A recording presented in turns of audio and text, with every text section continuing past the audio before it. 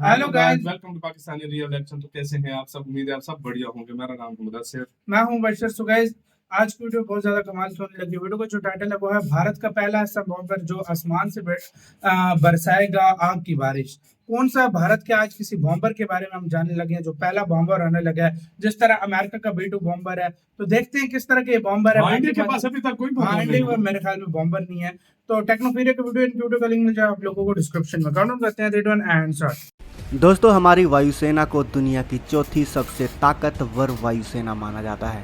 भारतीय वायुसेना के पास एक से बढ़कर एक हथियार और फाइटर जेट्स हैं, जिसमें सुखोई 30 MKI, रफाल और तेजस विमानों की अहम भूमिका है। भारत के वैज्ञानिक इस वक्त कुछ नए विमानों को बनाने में भी लगे हुए हैं, जैसे AMCA, तेजस मार्क 2 और फूफा, जो भविष्य के युद्ध के लिहाज से काफ़ी एडवांस्ड और घातक होने वाले हैं। लेकिन फिर भी हमारी वायुसेना को एक चीज़ की कमी हमेशा से ही खटकती आई है, और यह कमी है बॉम्बर विमान। लेकिन अब जल्द ही ये कमी भी पूरी होने वाली है। आपके मन में कई बार यह सवाल आया होगा कि भारत बाकी सुपर पावर देश की तरह बॉम्बर विमानों का इस्तेमाल क्यों नहीं करता। और हमने भी आपको बताया है कि उस वक्त भारत को बॉम्बर विमानों की ज़रूरत नहीं थी। लेकिन अब चीन की बढ़ती हरकतों और तीसरे विश्व युद्ध के खतरे को देखते हुए भारतीय वायुसेना को बॉम्बर विमानों की जरूरत महसूस होने लगी है, और इसीलिए भारत जल्द ही बॉम्बर विमानों को खरीद सकता है। दोस्तों, ये बात अमेरिका के पेंटागन की रिपोर्ट से निकल कर आई है। आपको पता होगा कि हाल ही में पेंटागन की एक सीक्रेट फाइल लीक हो गई थी।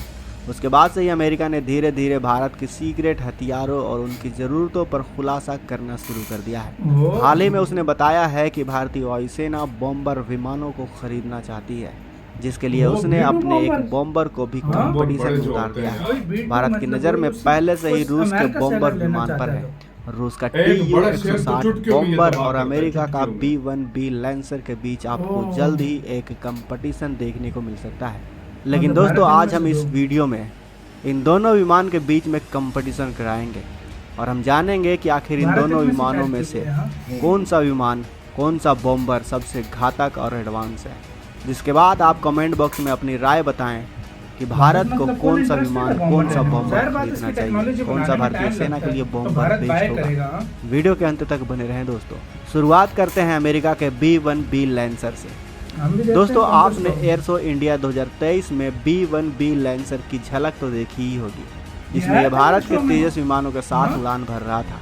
दोस्तों, शीत युद्ध के दौर की बात है, जब अमेरिका को एहसास हुआ कि उनके पास भारी मात्रा में विस्फोटक लेकर उड़ने वाले ऐसे बम वर्षक विमान की कमी है। वो चाहते थे कि उनका बॉम्बर रूस के अंदर घुसकर तबाही मचाए, साथ ही तेज रफ्तार से दुश्मन यानी रूस के लड़ाकू विमानों और मिसाइलों से बचकर भी निकल सके। और इसी कमी को पूरा करने के लिए जन्म हुआ B-1 लैंसर बम वर्षक विमान का, जिसके अपग्रेडेड वर्जन को आज B-1B lancer long range strategic bomber के नाम से जाना जाता है। B-1B लैंसर व्यापक रूप से अमेरिका की लंबी दूरी की बम वर्षक सेना की रीढ़ की हड्डी माना जाता है। मूल रूप से इसे B-52 बॉम्बर की जगह लेने के लिए विकसित किया गया है। यह विमान अपनी तेज रफ्तार, ऊंचाई पर उड़ने और भारी संख्या में बम और मिसाइल को ले जाने की क्षमता के लिए जाना जाता है। आपको इसकी शक्ति का एहसास कराने के लिए इसकी खासियतों से रूबरू करवाना जरूरी है। B-1B लैंसर विमान कुल 2,16,000 किलो से भी ज़्यादा वजन लेकर उड़ान भर सकता है। इसमें 46,000 किलो से ज़्यादा वजन के बम और मिसाइलें हो सकते हैं। यह विमान 34,000 किलो वजन का विस्फोटक विमान के अंदर और 22,000 किलो से ज़्यादा पंखों पर लगाकर उड़ सकता है। साथ ही 1,20,000 किलो ईंधन भी अपने साथ लेकर उड़ान भर सकता है। इतना ही नहीं, इतना भारी भरकम होने के बावजूद यह विमान सुपरसोनिक रफ्तार से उड़ने में सक्षम है। 4 शक्तिशाली टर्बोफैन इंजनों की मदद से 30,000 पाउंड से ज़्यादा के थ्रस्ट के साथ मैक 1.16 की रफ्तार तक जा सकता है। अब तक 12,000 से भी ज़्यादा उड़ानें भर चुका है, इसमें सीरिया, लीबिया, अफगानिस्तान और इराक में अपने मिशन को अंजाम देते हुए तबाही मचा चुका है। यह विमान 30,000 फीट यानी 9,000 मीटर की ऊंचाई तक उड़ान भरता है और 4 लोगों का क्रू इसको ऑपरेट करता है। अमेरिका के पास इस तरह के 66 विमान हैं, और यह उन कुछ विमानों में से एक है, और यह उन कुछ वजहों में से एक है जो अमेरिका का सुपर पावर बनाती है। लेकिन चलिए अब आपको TU-160 से रूबरू करवाते हैं। ये रशिया दोस्तों, का हमें है? उम्मीद है कि हमें आपको बताने की भी जरूरत प्यारा नहीं है यार। होगी कि रूस ने इसे आखिर किस देश को तबाह करने के लिए बनाया है। हाँ, मैं रूस का समझ TU-160 एक स्ट्रेटेजिक बॉम्बर है। इसका मतलब यह बॉम्बर अपने बेस से हजारों किलोमीटर दूर तक उड़ान भरकर दुश्मन के बहुत इलाकों बढ़िया। में हमला कर सकता है। स्ट्रेटेजिक बॉम्बर लंबी दूरी की क्रूज मिसाइलों के साथ परमाणु बम भी दागने में माहिर होते हैं। इनका प्रमुख काम ही लंबी दूरी पर मौजूद दुश्मन के ठिकानों को तबाह करके अपने देश को रणनीतिक बढ़त दिलाना होता है।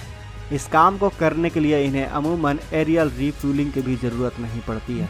यह बॉम्बर इतना खतरनाक है कि इसकी पहली उड़ान से ही अमेरिका परेशान हो गया था। TU-160 एयरक्राफ्ट करीब 52,000 फीट की ऊंचाई पर उड़ान भरने में सक्षम है, इसलिए रडार भी इस विमान को पकड़ नहीं सकता। 30,000 यह विमान करीब 40,000 ये किलो वजनी 52,000 बम भी फीट ले ऊपर जा जाता सकता है। है। इसकी ऊंचाई तो भाई 43 उससे फीट, बेटर है। लंबाई 177.6 फीट और रेंज 12,300 से लेकर 14,500 किलोमीटर तक है। ये भारतीय वायुसेना की सभी ज़रूरतों पर खरा उतरता है। हमारे ख्याल से भारत को TU-160 बॉम्बर को खरीदना वाकई चाहिए, रशिया का क्योंकि रूस हमारा सबसे अच्छा दोस्त है। तो वहीं हाँ, अमेरिका ने भारत को blackmailing भी कई नहीं बार होगी तो धोखा हाँ। दिया हुआ है। लेकिन हाँ, अगर अमेरिका अपना B-2 स्प्रिट बॉम्बर या फिर B-21 रेडर बॉम्बर को देगा तो भारत को अमेरिका से ही बॉम्बर की डील करनी चाहिए, क्योंकि यह एडवांस और स्टेल्थ बॉम्बर विमान है। अगर वो इन बॉम्बर विमानों को नहीं दे सकता तो हमारे भारत को TU-160 को ही खरीदना चाहिए, क्योंकि इसकी ताकत इतनी है कि अमेरिका और नाटो देश भी इस बॉम्बर से बहुत ज़्यादा घबराते हैं। उन्होंने इसे ब्लैक जैक का नाम दिया हुआ है, यानी वो देश इसे रूस का ACE मानते हैं। और साथ ही रूस ऊंचाई इसके पे बहुत रख रखाव होता है में भी इसलिए। हमारी थोड़ी मदद कर सकता है, क्योंकि वो हमारा दोस्त है और हमारा रूस से ज़्यादा बनता है।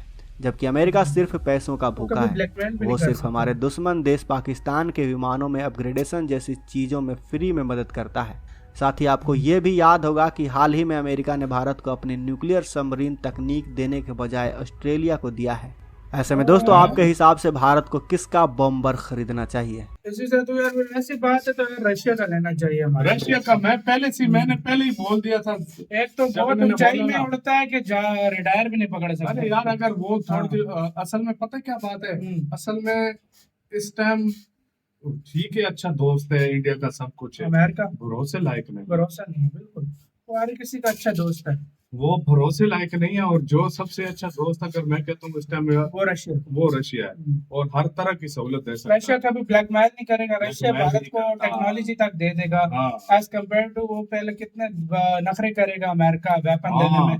और फिर तब कहेगा कि देगा, इधर इस तरह इस्तेमाल हाँ, नहीं इधर करना, ये इसके नहीं खिलाफ करना, नहीं ये इस्तेमाल वो, करना, हाँ। उसके खिलाफ नहीं करना। ये तो उससे बड़ी अच्छा बातें भाई होती हैं। हाँ। चुपचाप भारत को उधर से लेना चाहिए, क्योंकि भारत को इस टाइम जरूरत है बॉम्बर की। बिल्कुल, तो क्योंकि भारत को चाइना लेना के पास चाहिए। भी हाँ, है चाइना के बॉम्बर। पास भी बॉम्बर है, तो हाँ। भारत को जाहिर बात है जरूरत है। तो मेरे लिहाज से रशिया ने बेटर है। सबसे हाँ, बेस्ट। अलबत्ता वो अगर टेक्नोलॉजी अगर अमेरिका देता है तो फिर वो इंडियन गवर्नमेंट हमसे ज्यादा जानती है वो तो इस बिल्कुल मामले में बिल्कुल सही कि बात भाई है। किससे लेना है लेकिन किससे नहीं सबसे लेना। जो क्या कहते हैं एतबार के काबिल है वो रशिया है। आपके लिहाज से गाइस कौन एतबार के लायक है? कमेंट सेक्शन में लाजमी बताना। अपना बहुत ज्यादा ख्याल रखिएगा। तो यार